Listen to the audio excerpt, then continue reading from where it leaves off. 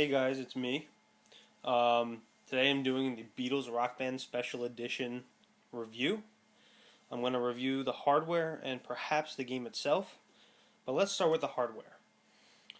So here are the three things that you get hardware-wise in the box. You get the microphone, the wired microphone, plus the stand right here, the bass guitar, and the drum set with bass pedal. So let's start with the microphone and stand. So as you can see, this is a wired microphone here. It's the exact same one that is in Rock Band 2. Just try to get it off the stand here. Get a close up. So, I mean, it's a microphone. It works. I don't have the greatest vocals in the world, so I don't really get much use out of it. But, I mean, it works. It does what it's supposed to do. A lot of people have preference. I believe you can get third-party microphones from, I believe, Mad Catz, and their microphone actually has all the buttons, Xbox buttons or PlayStation 3 buttons, directly on the microphone itself without having to use a separate Xbox 360 controller, which you have to do now to control the system, which is kind of a con.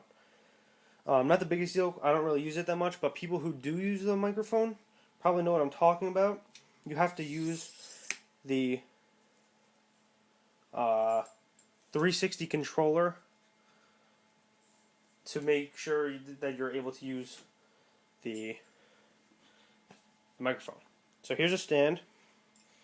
It's got three feet kind of here that you can lock and put that up, so you can put it in somewhere where you can store it. Right here, it's got a lock you just twist, and you can drag it pretty high, and then you just lock it wherever you're more comfortable with. The microphone itself, I'm trying to lock this here, you can tilt it up and down, side to side. So, I mean, you can take it out and use it. But overall, sure, it's a good mic. I mean, I don't really use it much, but it does what's good for me. It works, and it was nice feature to come with. Only if it was wireless would I really be happy with it, because this cable is kind of annoying, gets in the way. Next, the guitar. This is the Paul McCartney Hofner bass replica. Full size guitar here. I don't know if it's the exact same size as the original. It might be, but it has this fake wood on the face here. It's like a gradient. It goes from light to dark. Here's the whammy bar, strum bar. Here we have a D-pad, some kind of slider. I'm not really sure what this is for. I've never used it. Start button, back button. On the side here, here's the headphone port so you can put your microphone in. Sync button, Xbox 360 guide button with the ring of light to show you which player you are. On the back, here you have the battery compartment. It just comes off with your finger now instead of having to have a screw. 3 AA batteries. This is where you connect your strap right here, and then on the bottom right here. The neck has 2 sets of buttons. One's right here. I can't see that. Right here. You got your green, red, yellow, blue, and orange. And then further down, right here, you have smaller buttons.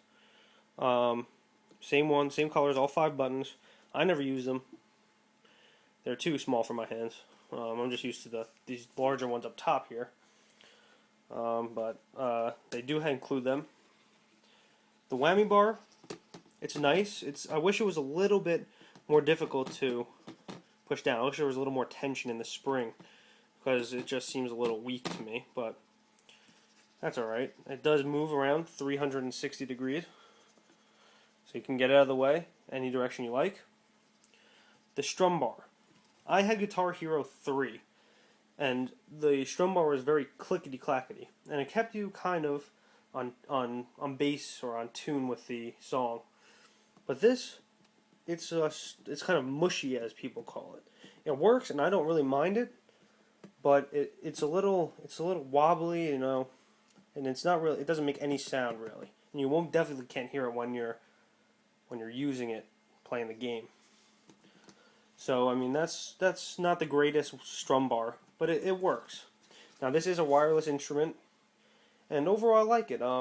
It's a little uncomfortable to use sometimes when you're holding it like this. Your wrist kind of rests on the edge right here, and it can get uncomfortable after a long period of play, after maybe like three songs or so. But overall, I'm really impressed with it. The overdrive, or the star power for people who know Guitar Hero, it's kind of hard to activate that. I find myself like rocking the thing as hard as I can up, like going like this here, and it's kind of hard to do. And you know, I mess up, I miss some notes while I'm trying to do that, so that's kind of a con as well. But overall, I like this very much. It's not too heavy, and it just works.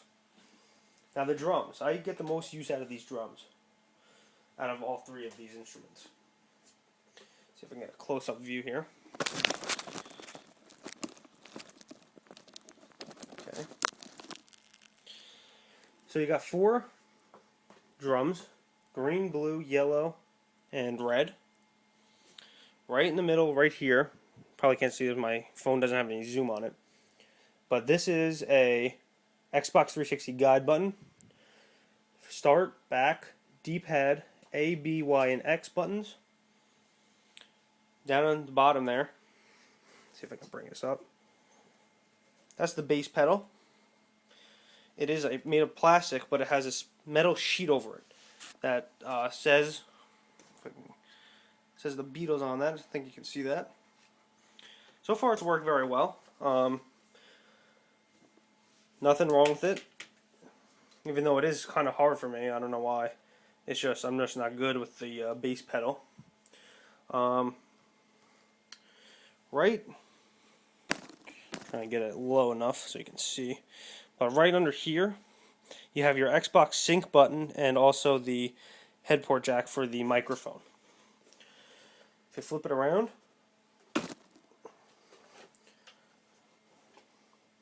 these things right here, they are allow you to attach cymbals. For those of you who are hardcore, I believe they're third-party cymbals that you can buy, and you can just put them on and you plug them in right in the back. This is where the bass pedal plugs in. Cymbal plugs are right there, and then this is the Beatles fake bass drum. It just kind of gives it its own personal touch. It doesn't do anything. It's just to kind of, I guess, distinguish it from the original. They also, from the Rock Band 2, that's different, is that they're white pads, and they have this kind of marble white and black finish to them. So they do look physically different, but they are the same drums. Because I was reading on the internet, people were complaining about something on the Rock Band 2 drums. And I found one of them on this as well. When you hit in this area right here of the yellow pad only, it doesn't recognize it. Just doesn't recognize it. And I don't understand why. Everything else is fine, but that's a big problem because obviously I miss a lot of notes. Also, I wish that these side ones, the green and the red, were a little bit higher and more level to the other two. Because I find myself kind of hitting up top a lot, and I just find it kind of uncomfortable. I don't know if that's just me. Maybe it is. I'm going to make a second video really quick. I'm running out of time here, so Part 2 is coming up.